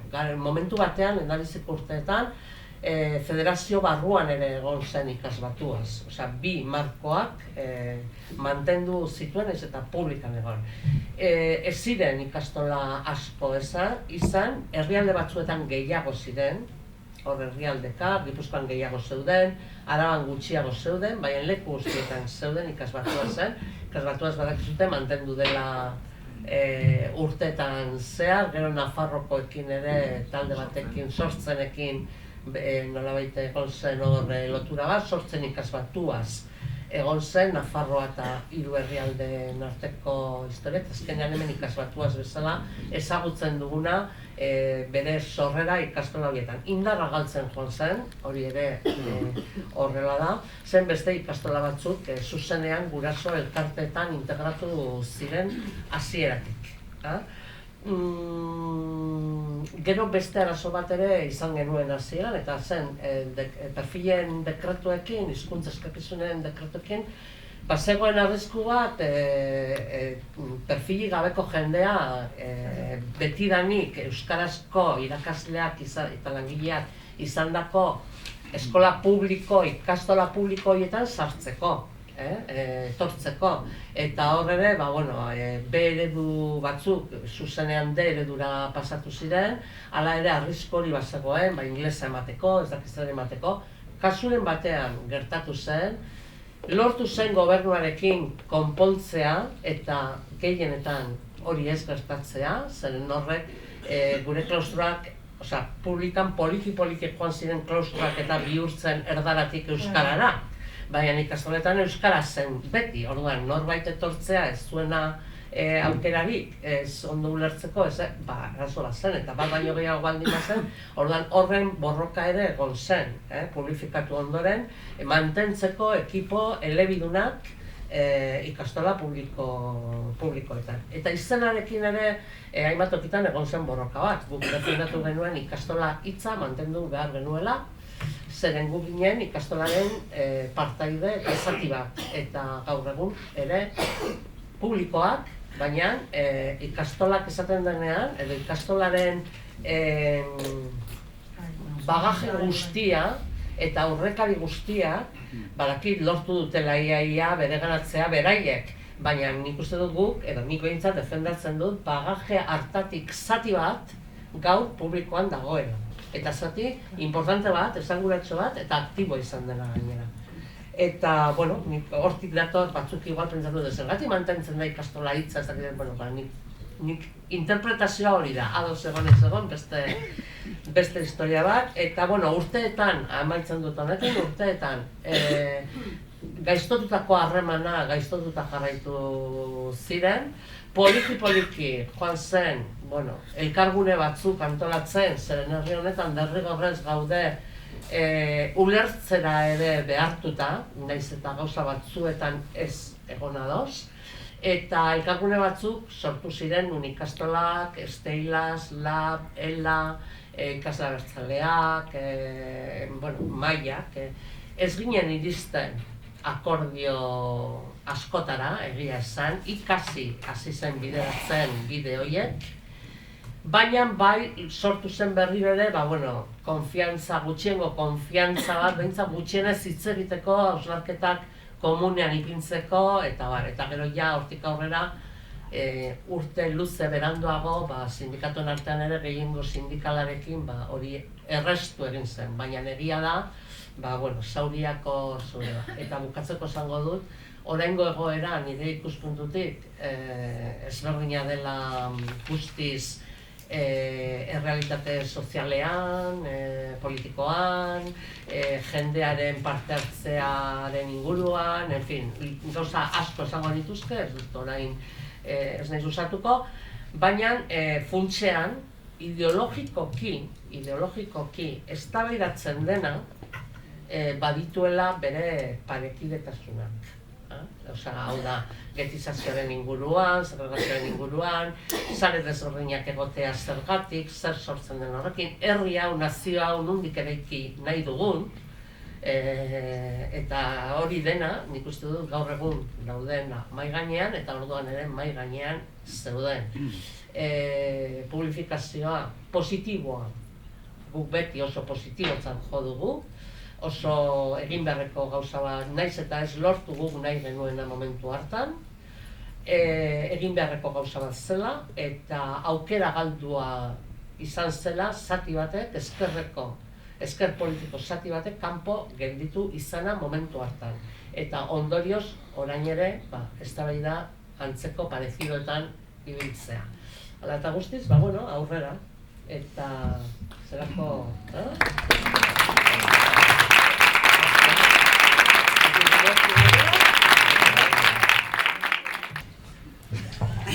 Ez dakit nik, moazen gero ekartzea debatea ona eta hemen, ez? Ekartzea debatea 2023 eta Euskal Herria, baina ez dakit hor geratu behar gare, gauza asko, zehetasun asko eman dizkiguzu eta gako asko gaurko debaterako, baina egia esan oso asko egintzuta izan da oso posgarria, eta gako asko eman dizkiguzu, bai. Orain nik hartuko ditza pizkat, erreferente kronologiko hau izan dugu, eta orain bideatu nahi genuen pizkat gure herritik kanpo, eta joan Kataluniara, ikusteko hor nola gauzatu den 2019an publifikazio legea, ez? Erabiltzea Katalunia referente moduan ez du esan nahi eredugarria denik, ez dira zentzat, baizik eta hartuko dugu adibide bezala, ikusteko hor nola gauzatu zen publifikazio legea, eta ze eszenatokitan eraman zen aurrera, ez? 2019an onetsi zen lege hori, Kataluniakoa, baina ulertzeko jatorria joan behar dugu 2008a, non krisialdi ekonomikoak bultzatu zituen hainbat klase ertaineko familiak matrikulatzera ikastetxe publikoetan, haien seme alabak, batez ere hirigune handietan, eta batez ere Bartzelonan, ez? Orduan, hirigune horietan arazo bat sortu zen, non ez zegoen eskaintza publiko nahikorik jasotzen ari zen eskaerarako, ez? Eta arazoak korapilatzen hasi ziren. Hainbat barrakoi eraiki edo jarri behar izan zituzten hiri erdialdeetan, eta hainbat familia behartu zituzten ikastetxe erlijiosoetara eramatera beraien seme alaba, ez? Orduan, honen aurrean erabaki politiko batzuk hartzera behartuta ikusi zituzten bere buruak politikariek, ez? Ez zen izan nahi bat, ez zen izan gizarteak eskatutako zerbait, baizik eta gehiago oztopo urbanistikoek sortutako edo bultzatutako behar bat, ez? Non ezin zen eraikin erdialdeetan, hirien erdialdeetan beste ikastetxe publiko bat, eta Generalitateak erabaki zuen publifikazio marko juridiko bat esarri behar zuela integratzeko hainbat ikastetxe pribatu sare publikoan. Hor, egia esan, ekonomia zirkularren hainbat printzipio bete ziren, non pribatua publiko bihurtzen zen, non eraikinak berrerabiltzen ziren, eta baita ere langileak birziklatzen ziren, ez? Baina, azpimarratu nahi ditugu ere, ze baldintzatan eta ze eszenatokitan gauzatu zen edo eraman zen aurrera publifikazio lege hau, ez? Ikaspostu publiko eskaintza eskasa, krisialdi ekonomiko batean zegoen, eta baita ere oztopo urbanistikoak, ez? Gaur egun 14 ikastetxe publifikatu dira Katalunian 2019tik hona, eta publifikazio legea oso simplea da, hartzen badugu lega, lau orrialdekoa da, eta hor, hiru orrialdekoa da, lau guztira, baina argibideekin, bai. Eta, hor hainbat gako, ez? Aipatzen dira, ona ekarri nahi ditugunak, gero irekitzeko debatea ekartzeko gure herrira eta 2023ra. Eta hor sartzen da, nork eskatu behar duen publifikazio hori, ez? Eta Katalunian, jartzen du Kataluniako publifikazio legeak, dio titulartasunak eskatu behar duela. Titulartasunak eskola kontseilua onespenarekin. Baina titularrak eskatzen ez badu ez dago modurik ikastetxe hori publifikatzeko. Bigarren gako bezala, azken hitza, azken erabakia norena den ezartzen du ere Kataluniako publifikazio legeak, eta dio, Generalitateak hartuko du azken erabakia eskaera hori jasota gero. Titulartasunak egiten du eskaria, eta Generalitateak onartzen du ala ez. Eta baita ere, sartzen ditu hainbat irizpide. Lehenengoa da, ikastetxe horren egoera ekonomikoa. Ze zorrak dituen, eta hori guztia. Bigarrena, baloratzeko ezartzen du ere, ze eraikin eta ze instalazio erabiliko ziren ikastetxe publiko horretan, ez? Baita ere, azken erabaki hori hartzeko, baloratuko zen irakasleen, ikastetxe pribatu horren, momentu horretan, irakasleen prestakuntza, titulazioa eta bar. Eta gero, azkenik eta igual garrantzitsuena, eskolatze beharrak eragin eremu horretan. Ez? Ze eskolatze beharrak. Osa, horrela utziko, gero debatituko du. Hirugarren gako bat, eraikinekin zer egin. Ez? Eraikina badauka jabea, titularrak titularrena da, eta hemen ezartzen da eraikinak inolaz ere erosiko direla administrazioaren aldetik, baizik eta izango direla alokatzeko kontratu egonkorrak, bai, eta hori da gaur egun ere funtzionamendua. Ez dira erosten, alokairu egonkorrak, hau da, ez dira urtez urte, baizik eta gero hainbat baldintza juridiko jartzen dira, urte batetik bestera bertan bera ez geratzeko, ez?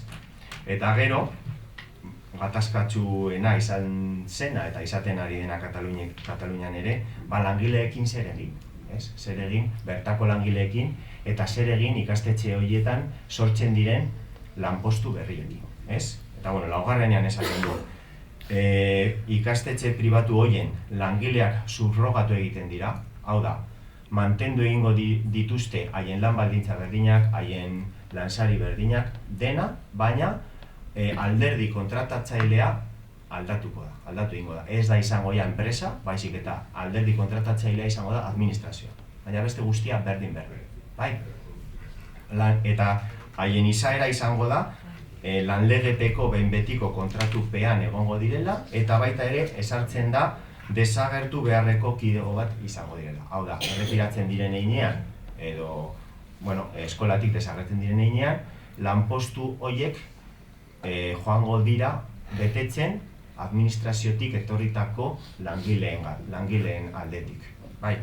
Eta langile horiek, administraziotik etortzen diren langile horiek, mantentzen dituzte edo hartzen dituzte, nola ez, administrazioko lanbaldintzak. Bai? Eta ikastetxe berean, elkartzen dira langile batzuk zeregin berdinekin, lanbaldintza desberdinekin.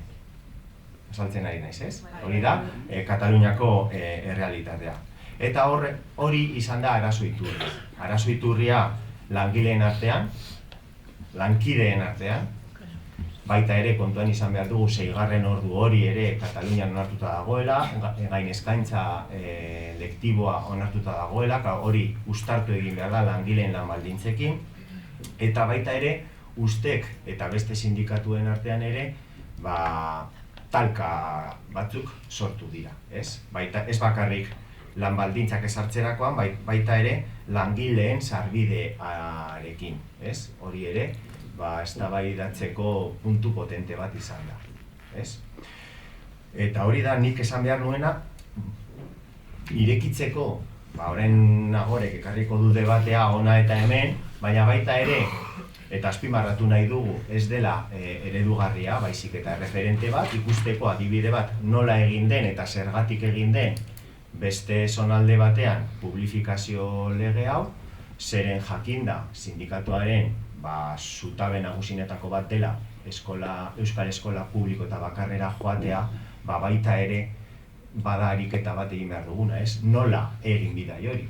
Nola uztartu daukagun edo nola eraman daukagun dualtasuna Euskal Eskola Publiko Bakarrera, ez? Eta horretarako sindikatuak ere, igual horren besteko xehetasunekin ez, baina bai hildo nagusiak edo ibilbide horri bat bai markatu behar duela, ez? Eta bai azpimarratu behar duela beti langile guztien lan baldintzak errespetatuz eta lanpostuak errespetatuz, noski.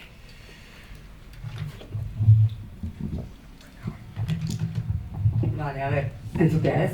Eta nahi behin tokatzait, eta etorkizunari begira zer, eta hoi ez erdi kontauko, asmoa zan gu hemen denon arten pixkat hori jazten jutea, eta nik aktalari funtzio egiteko asmoa badauketze.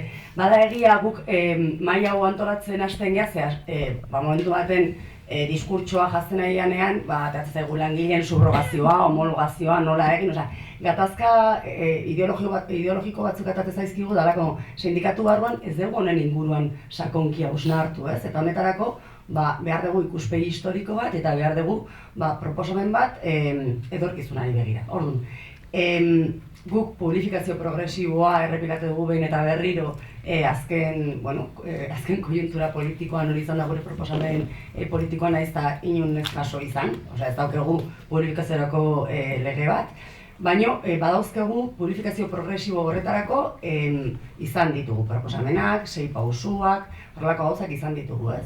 Ni gaur honan atorkizue, pixka bat jantzi ditugun bi ideiekin, eta ez dia, ez dago ni hemen penizilina asmatzen, baizik eta oain arte jorratu ditugun gai bide bat ematen. Gaina, asko, gaur esan dituzuen gauzekin harremanduta daude, ez? Osea, publifikazio lege bat da behar duguna, hori oso argi daukagun.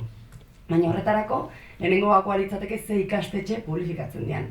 Hau da, asimilatu behar ditugu egoera larrian dauden ikastetxeak, eskatzen duten ikastetxeak asimilatu behar ditugu, zeintzuk lege hori koerzitiboa izango balitz eta esango balu. Ikastetxe guztiak publifikatu behar dira eta epe badaukagu hemendik 10 urtetara eta dena jungo dira edo bakarrik eskatzen dutenek. Gauzu hemen konta duzu historiko bat, guretzat oso lagungarria dana. Momentuan ikastolen borondate horretatik ere atatzen da eta gero zuk Manolore aipatu duzu gauza bat, esaten zitzaien hori bagenekigun, entzun da, baina zorrak baldin baituzue publifikatu eta bestela pribatuan mantendu, ez? Eta nire goratzen naiz, sailburuak berak publifikazio progresiboan inguruan hitz egiten genionean, gatazka hori jartzen zegoen bai gainean. Eta zein dugu guk orduan, bakarrik asimilatu egoera larrian daudena? Guk pentsatzen duguna da, egin behar duguna momentu honetan orduan ikastetxe itunduak publifikatu nahi izateko, da beraien funtzionamendua, nolabait zaildu, ez, komplikatu. Eta horretarako, mekanismo asko daude, bakizku beti esaten dugunak, kuota kobratzeari etetea, baina gehien bat, eraginkorrena izango litzateke planifikazioan eragitea, ez? Behin da berriro esan duguna, planifikazioan. Dakigun bezala, planifikazioa 6 urtez behin ematen den planifikazioa eta orduan adi egon behar dugu horre eragiteko, itunak, beak. Orain lege berriarekin badirudi ez, hori ikusteke gaude baino. Baina guk planifikazioan eragin ahal izateko, lehenengo, aukera hori izan behar dugu sindikatu bezala. Dakigun bezala hitzarmenean jasota dago 21. artikuluan, proposamen berrian 22. artikulua uste dela, baina dozin artikulua dela ere, sekula ez digute aukera eman benetan eragiteko planifikazioan, ezta? Esan bezala, jasota dago eta sekula ez da egin. Eta hori, denek dakigun bezala planifikazioa, nunbait gardentasunik gabe ematen den prozesu bada, ez dakit nungo despatxoetan itundutako ikastetxeekin, ez? Eta horregatik, jarraitzen da ituntze unibertsal horrekin, ikasle kopura hori mozkezu, Liceo Frantsesa, Klik eta dena, ez? Orduan, pentsatzen duguna, planifikazioarekin amaitzeko neurri zehatz batzuk, epe hartain batea.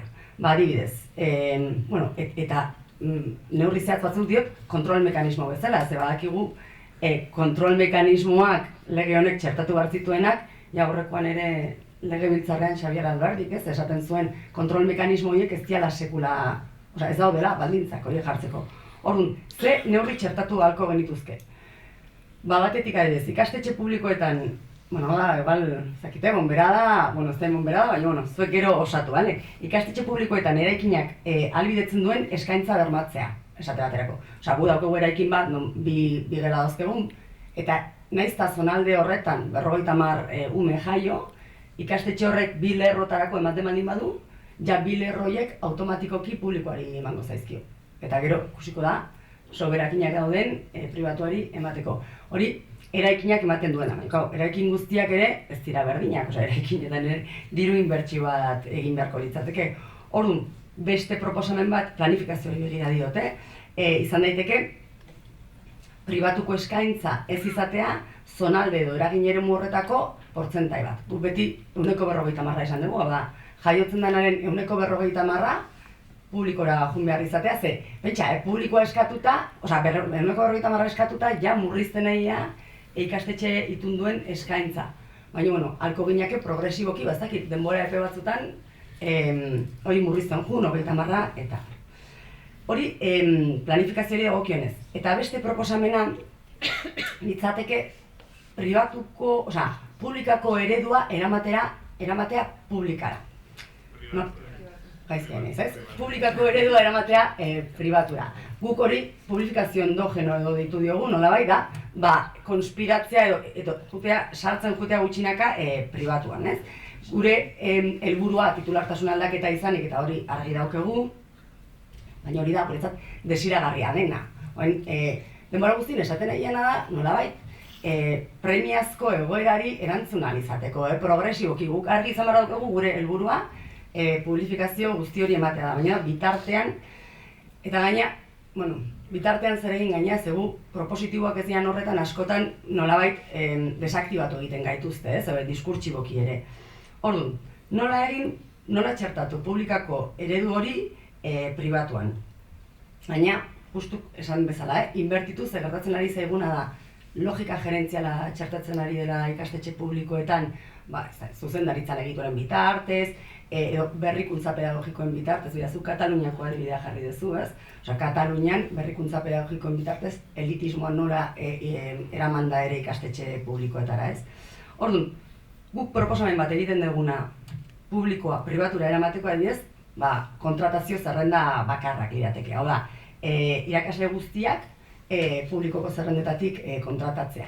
Igual nola, pixka batuen gehiagirutza egu, baina badauzkegu aurrekariak, adibidez, aleak, lehen logopedak zianak, hori momentu baten ikastetxe publiko zein pribatuetara bideratzen dituzte, eta guk ere gatazka dugu sindikatu barruan honekin, ez? Zeratik behar dira pribatura, guri asko interesatzen zaigu, azkenen hornitzea ikastetxe pribatu horiek langile publikoekin, ze epe ertainea publifikazio hori emango bandin bada ere, konpondu ditzakegu dagoeneko hor sortu ziren arazo asko. Bada egia, katazkagunek egon daitezkela, langileak uko egin aldio opuseko ikastetxea jute hor findu barko genuke, ez? Baina, kontratazio zerrenda bakarrak, ze gaina hori, esan bezala, ikuskaritza esate baterako ere, publikoko ikuskaritza da, izan behar duen bezala, ez gaina.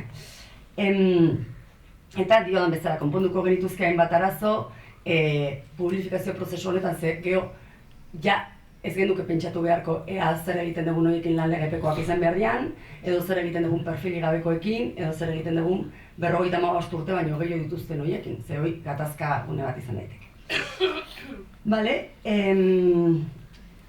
eta, hau ere proposatzen dugu, kontutan izanik, hezkuntza lege marabilloso honek proposatzen digula hezkuntza zerbitzuaren kontzeptua non titulartasunak ekiparatu egiten dituen. Eta gaina ekiparatzen dituen horretan kontratu programen bitartez emango ditu baliabideak. Orduan, gu pentsatzen nahi da, kontratu programen bitartez ematen dien baliabideak, agian txikikeria baino, giza baliabideak edo baliabide materialak izan daitezke. Baliabide materialak dian horiek, hor gelditzen dira. Oda, zuk tenis kantxa bat egiten bali mazu ikastetxe pribatu baten hor gelditzen da. Orduan, guri interesatzen zaiguna da giza baliabideak izatea eta horiek publikotik jutea. Eta zergatik diot hau, ze guk adibezuan mai gainen daukegu aniztasun dekretu berri bat, ez? Eta aniztasun dekretu hori negoziatzen nahi. Ez dakigu zer emango duen, baina aurrikusi dezakegu agian PTak, giza baliabideak izango dira ikastetxeentzat. Orduan, ikastetxe publikoarentzat aniztasun dekretu horrek PTak emango ditu, baina ikastetxe pribatuarentzat dirua izango da. Orduan, diru inbertsioa handitzen ari da. Orduan, agian, hor aniztasun dekretu hori negoziatzen ari dian horretan, txertatu dezakegu baliabidea publikoa izatea, giza baliabide izatea, eta bai zentro publiko zein pribatuetara bidaltzea. Nolabait, baliatzea haiek sortu duten engendro hori, guk publikoa txertatzeko pribatuan. Eta hau, esan dut, kontratazioari dagokionez esan dut, ze, igual errexena da, eta gero ere, kontratazio eskatasunak nolabait ere, kontrol ideologikoa txertatzen duelako ikastetxe itunduetan, ez? Eta, hori, igual saiesteko. Baina, proposatzen duguna edo nola, da publikoa pribatura eramatea egitura guztietan, berdintzea ratio berdinak, zerbitzu berdinak, horrek esan nahi du seigarren ordua fuera, horrelako jantoki zerbitzu berdinak, eta zer esanik ez, 8 aldiz esan ditugun, ez? Irakasleen onarpenerako zerbitzu berdinak, lehiatia bakarra, Orduan, berdintzearik eta hori egin egituretan eta kontratazioan. Hori da, proposamena. Nik eonola, hemen jauztenet, eonola, asmoa zantzuekoain hau elikatzea, eta nire superintesgarri egiten zaite, baina baita ere, pentsatzen genuen denbora baldin bagendun, eta denbora asko ere ez daukegu, sartzea koiuntura politikoan, hezkuntza legearen onarpen atari horretan gauden, eta zuek mentzatela aprobetxatuz, nik eskertuko nuke baita ere bidea ematea horri, bai honi ekarpenak egin, baina aprobetxatu ezagun hauek hemen daudela.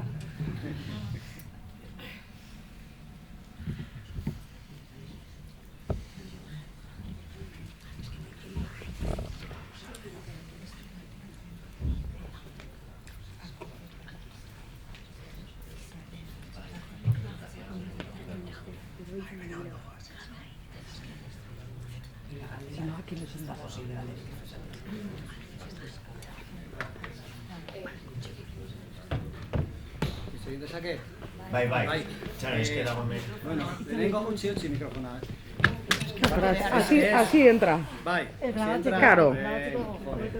Bueno, lehenengo eta behin eskerrik asko disfrutatu dute zuen erredaktorekin, ze bizi izan ditute garai hartako historia asko.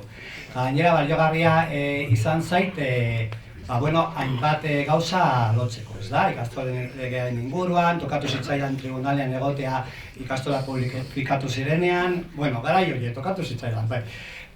Eta galdera batekin nahi nuen, zelan egin dezakegu bultzatzeko eztabaida ideologikoa, ez dakit borroka ideologikoa bultzatu edo zelan deitu, alde batetik Eskobaren aldetik bultzatu nahi duten, aprobatu nahi duten hezkuntza legea, baina gero indarizgertiaren aldetik, iraultzaileen aldetik bultzatzea holango lege bat, sistema duala mantentzen duela gainera, 30 urtetarako edo, ez dakit, luzerako. Eta pribatua publikoarekin nahazten, pribatua ez da publikoa argi eta garbi, esaten dute baita ere, aipatzen dute Euskal Hezkuntza Zerbitzu Publikoa, ez? Euskal Hezkuntza Zerbitzu Publikoa, ezkenik, ndo sinesten du hori, eta sartzen dute hor, baita ere, zera konzertatua edo pribatua, bai, eta publikoa. Hori sinestu daiteke, hori jendeak eagurtzen du eta defendatu dezake.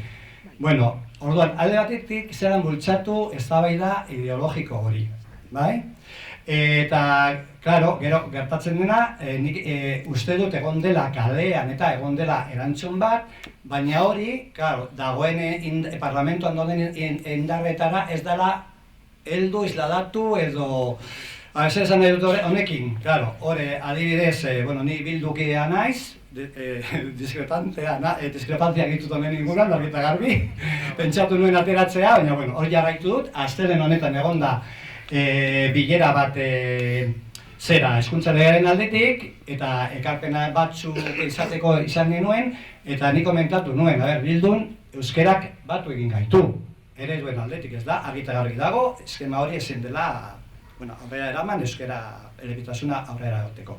Baina gero, arlo sozialean, zelan da posible, holango dualitatea onartzea eta privatizazioa bultzatzea. Eta horregatik, eskatu nuen, holango eztabaidan edo gaian sakontzea. Erantzuna izan zen, asko hitz egin dela, honen inguruan, eta gero aurrerago batek esan zuen, nik uste dut ikastola mundutik zera pedagogia egin behar zutela, hainbat sektorekin, hezkuntza publikoa, eskola publikoa defendatzen dugunekin. Pedagogia, badakizue, ez dakit konbentzituak gaituzten, baina argi eta garbi. Orduan, zelan ez da? Bai, ez dakit usatu nahi zen, baina eskerrik asko.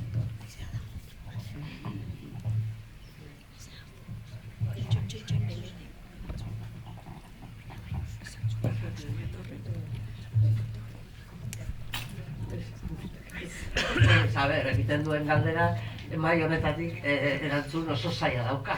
Ez du ia erantzunik. Esan nahi dut, nik uste dut erronka hori hor dagoela. Nik ala ere, bai esan nahi dut, irakaskuntza publikoak eta bere irudia nire ikusten dut ebentzat inoiz baina indartsuagoa dago momentu honetan, eta hori importantea da. Zeren horrek ere ekarri behar ditu buru batzuk aldatzea, ez? Baina bestea da jarraitzea guk proposamenak egiten, guri iritzia ematen, gauden tokietan esaten, eta gero sindikato bezala, behin nagorek egin duen bidetik, ikustea zein izan daitekeen bide egokiena lan hori egiteko, bai proposamenetan, eta baita ere jendeak ulertzeko zergatik egiten ditugun proposamen horiek, ez? Herri hau horrelakoa da,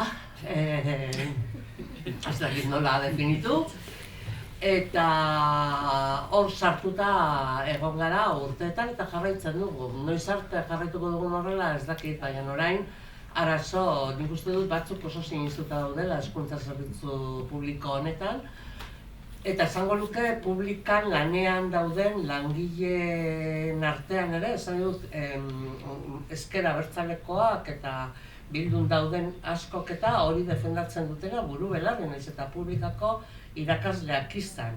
Hor badago lan bat egiteko, nik, igual urteetan patxada eskatuko nuke, pazientzia, eta asko hitz egin, esan behar denean ez esan, baina jakin hori errealitate bat dela. Eta gero, nire bide da publika indartzea poliki-poliki, dena eukiko dugu kontran, beti izan dugu, baina hemendik aurrera oraindik gehiago, eta ikusten ari da, gobernuak ez du ezer egingo, nolabait aupatzeko gaur egun dagoen publika hori, eta gure esku egon beharko da bide hori urratzea eta zabaltzea. Eta nondik, proposamen horiek, nik uste dut, eztabaidatu behar direla, sakondu behar direla, eta hortik atera bide bat hori egiteko, baina ez dago erantzun magikorik nola aldatu batzuen burua edo sinesgarria den hezkuntza zerbitzu publikoa. Nik esango nuke ez da sinesgarria, nire ikuspuntutik, eta ikusiko dugu, baina arriskoa dago publika ahultzeko. Bai, ez dugu komentatu lehen akordio politiko hartan, hortik hirulege atera zirela, baina baita ere jasota zegoela mantentzea garai hartan sare bakoitzak zeukan portzentajea, bale? Publikoa zuen, ez dakit 40% izango zuen, pribatu, 3 sare ziren, pribatua, beste horren beste, eta orduan etorkizunean ikastola batzuen publifikazioaren ondoren hori atxikituko zela zegokion sareari eta hori mantenduko zela. Hori izan zen akordio politikoaren parte. Eta horrela mantendu da urte hauetan guztietan. Osea, esaten denean jendeak aukeratzen duela sarea eta jendearen esku dagoela ez dakiz zer gezurra da, akordio bat egon zen eta horregatik mantendu den bezala. Orain, lege berriarekin akordio hura apurtu egiten da, eta nik uste dut haien asmoa dela apurtzea pribatuaren alde, ikusita ikasle gutxiago egongo direla, ezta.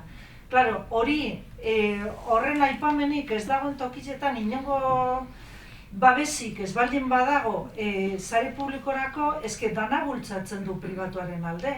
Osea, asmatu aldugu nahi duguna, baina hori, gain eskaintza ez bada murrizten ez bada esaten zein den helburu, zein da publikoari eman zaion papera, jai dugu, ez? Orduan, hala ere, pentsatu behar dugu, egia da, ez dakigu zer gertatuko den. Gerta daiteke, kuotak ordaindu ezin izatea, eta horren ondorioz hainbat jende eskatzea publiko, jo que se, ikusiko dugu, ez? Eta ondo dago buruan eukitzea hori. Ikastetxeek beraiek eskatu behar dute, eske une honetan ikusten dut ezinezkoa dela, titular bati kentzea bere ezer. Ez ikastetxea ez zapata, hemen jabetza da, ez? Eta da zera sakratua. Pentsatu behar dugu zelan bideratu jendea, zelan estutu pribatuaren egoera publikorantza bideratzeko. Ez da nola, ez? Ze baldintza eman beharko lirateken, ez? Haiek eskatzeko. Nik ere, oso bat esan nahi.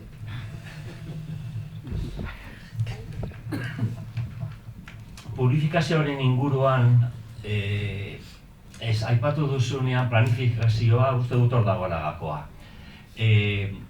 Kataluniako legeak esaten du titularrak eskatzen badu.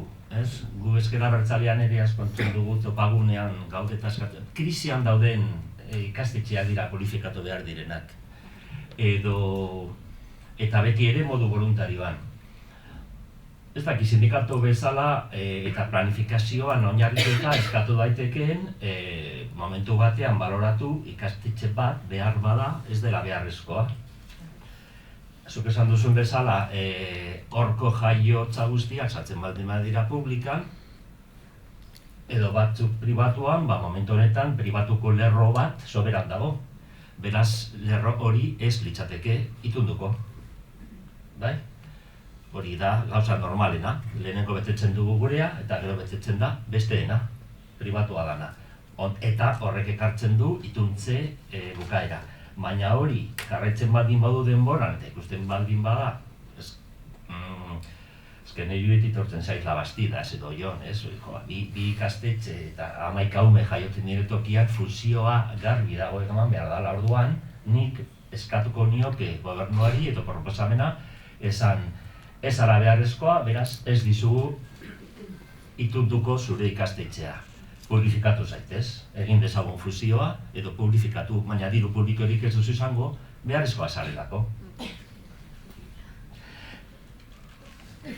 Ez zuri erantzun nahi dizu gauzatxo bat, eren egun,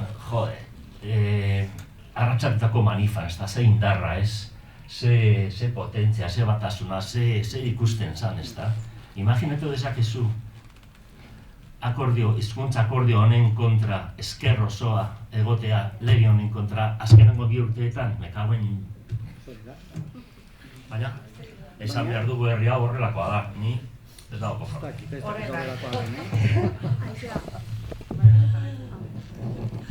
Bakarrik txikikeria baino.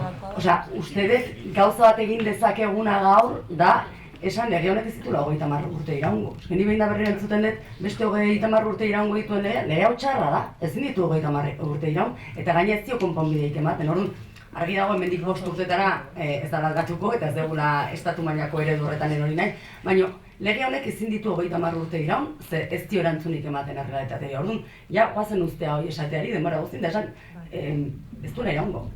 Eta gaina, osea, ez dakigu legebiltzarkideak bere garaien babesa eman zuten legebiltzarkide horiek engainatu zituzten edo haigu engainatzen ari gaituzten nora doan asuntu hau, baina nor dago egun asetuta eta pozik hezkuntza lege honekin? Hori da.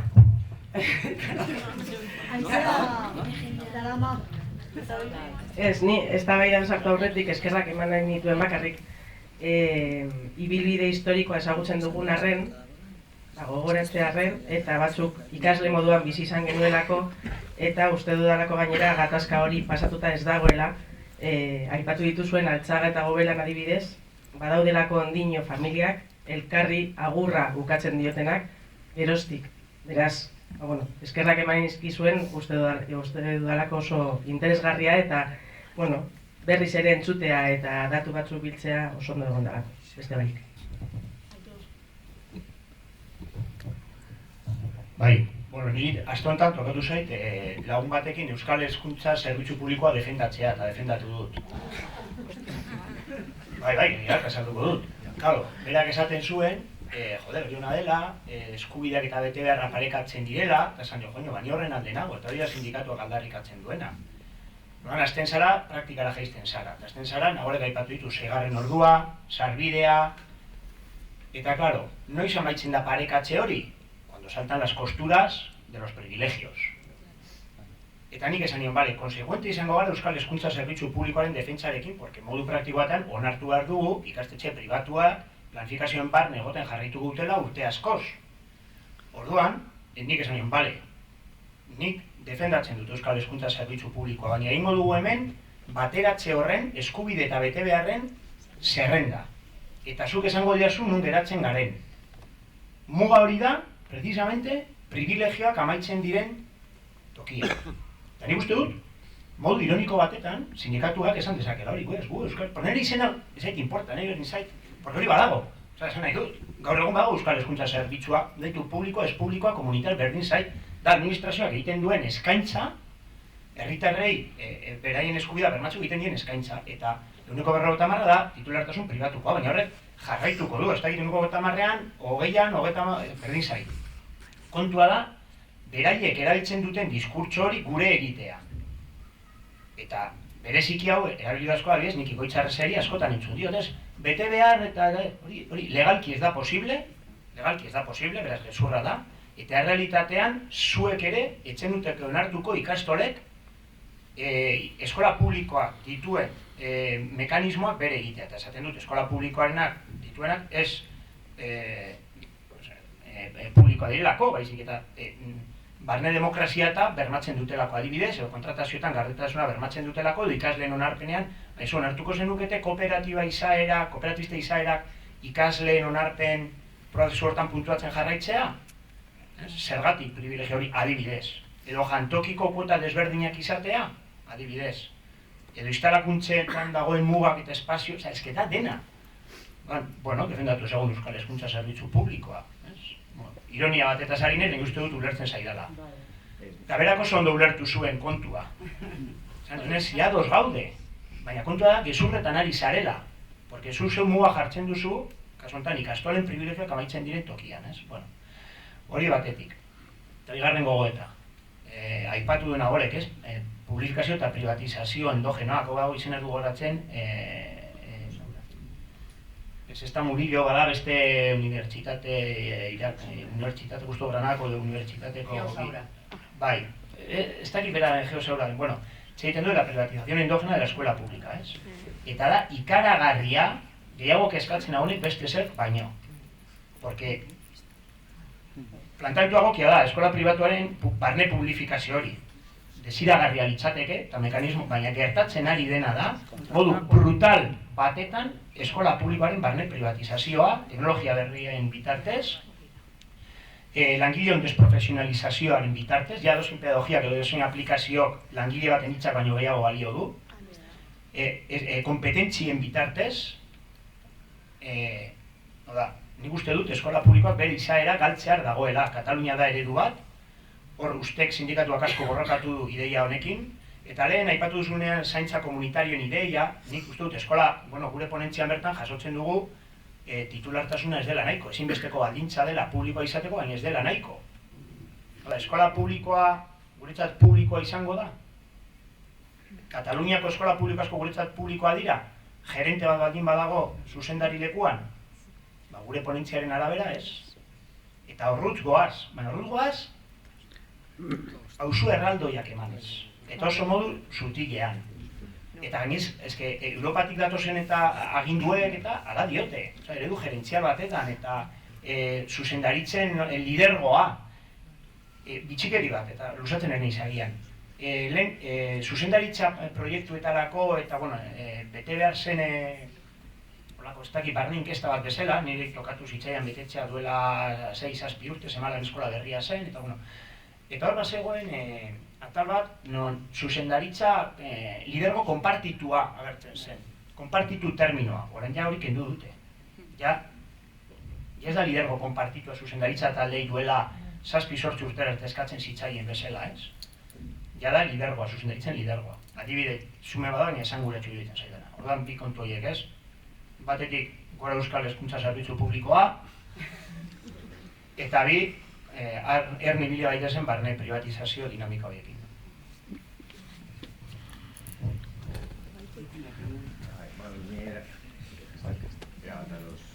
Erabat ados Aitor esaten ari denarekin, ez? Hemen dualtasunaren barruan, dualtasun guztiak ez dira berdinak, eta hemen, badakigu dualtasuna dago privatizaziotik oso hurbil. Eta dualtasun hori ere hurbildu daiteke publifikazio duntz, ez? Eta hurbiltze horretan ere daukagun dualtasun honetan ere eragin egin behar dugu. Eta ikastetxe pribatuek dauzkan hainbat eskumen mugatu egin behar dira, ez? Eta hor jarri behar dugu indarra. Urte askotan gertatu den bezala, ikasleen onarpenarekin, jarraitzen den bezala, orain gaur egun, kontratazio askatasunarekin, kuotak kobratzearekin, hainbat euskalduntze prozesuarekin, eskumen horiek guztiak mugatu egin behar zaizkie ikastetxe pribatuei, hurbildu nahi baldin badu egunen batean benetazko publifikazio batera, ez? Eta, ez dut aipatu, gain eskaintza lektiboa ere, badago.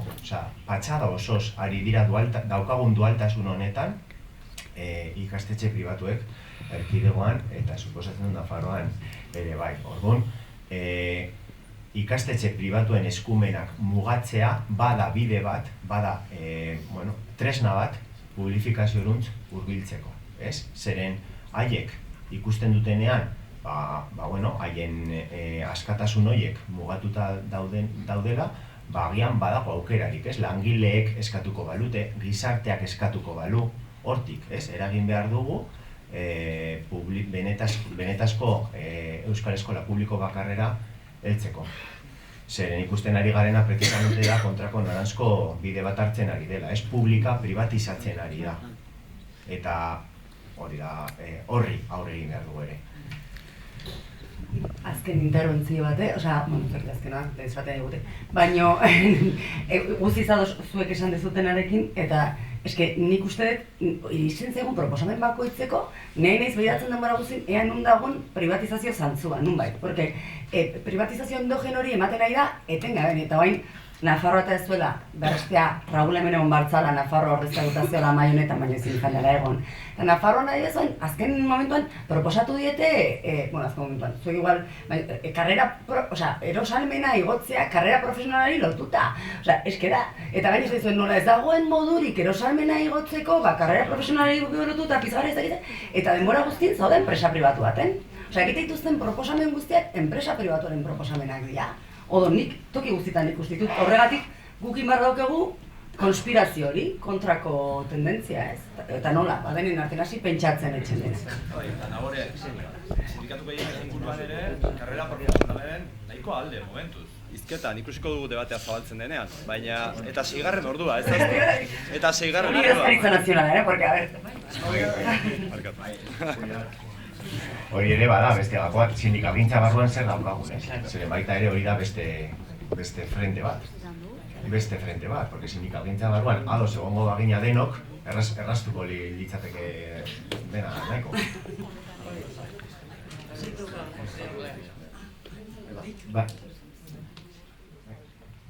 Eskerrik asko, itzaldiagatik, bat nator endo privatizazioarekin, kontuten izan behar dugu gauza asko ez daudela gure esku, orduan bakarrik egin dezakegu teorizatu eta esan zinen gure markoa, eta nik uste dut gure markoan purifikazioaren alde egiteko gutxienez 3 arlotan lan egin behar dugula.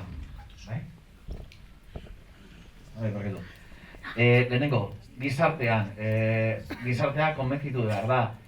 Pentsa dezagun ikasleen erdia doazela pribatura eta publikotik hainbat agian nahi dute baita ere pribatura joan, Hor latz daukagu, baina gogor ari gara eta publikoa sarro plataformak eta oso gogora egiten ari dira, orduan, oso ondo. Oso ondo bidea, borroka. Gero, bi gauza garrantzitsu dira, alde batetik ekonomikoki. Asko aipatu da, derrigortu aldira? Nik uste dut ezin da derrigortu. Jarri behar dira baldintzak non edo publifikatzen zaren edo aloio. Hau da, kontuten izan behar du gauza bat, hiperdopotuta daude. Kuotak jasotzen dituzte bere gurasoei. Itunpetuak daude eta ezin dugu ahaztu baita ere, diru laguntzak jasotzen dituztela, kristolako diru laguntzak. Gauza bat esan dut, oso gutxi daude ekonomikoki benetan txartu. Baina diru laguntzak kenduko balira, 10 urtetan edo denok egongo lirateke kristolako arazo ekonomikoekin.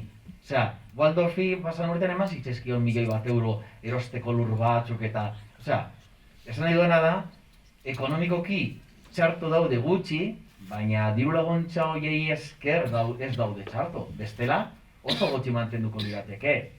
Bai, superpotenteak direnak. Orduan, alde horretatik ere egin behar da pizkat hori.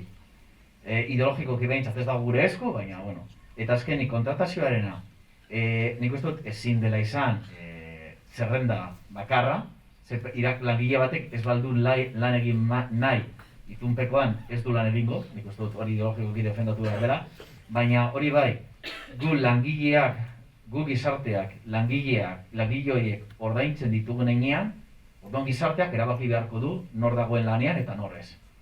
Zu jartzen duzu dirua, orduan, esan nahi duana da, ordezkoen zerrenda egon beharko litzateke pribatuan, publikoki kudeatuta, esaten dena, alerena, eztabaidagarria dena da, pertsona batek ez badu lan egin nahi pribatuan, ez du lan egiten, punto. Baina hori bai, ez du erabaki behar ikastetxeak. Kristolako sortuko zaie, baina guk ideologiokin ikustu, ordaitzen da diru publikoarekin, publikoki erabakitzen da nor lan egiten du. Gero arazoak egongo dira, ez daki legalki nola izango den. Nik hori behintzat hori da nire iritzia. Hori da guztia, eskerrik asko. Bakarrik gure aldetik guk eman behar ditugu eskerrak gure, hau guztia entzuteagatik. Segurazki askok eta asko ezagutzen zenuten ia guztia, igual beste batzuk, gauza batzuk ez, beraz, espero dugu zerbaitetarako balio izana eta bereziki etorkizunari heltzeko. Eta hori, jarraituko dugu eztabaidatzen.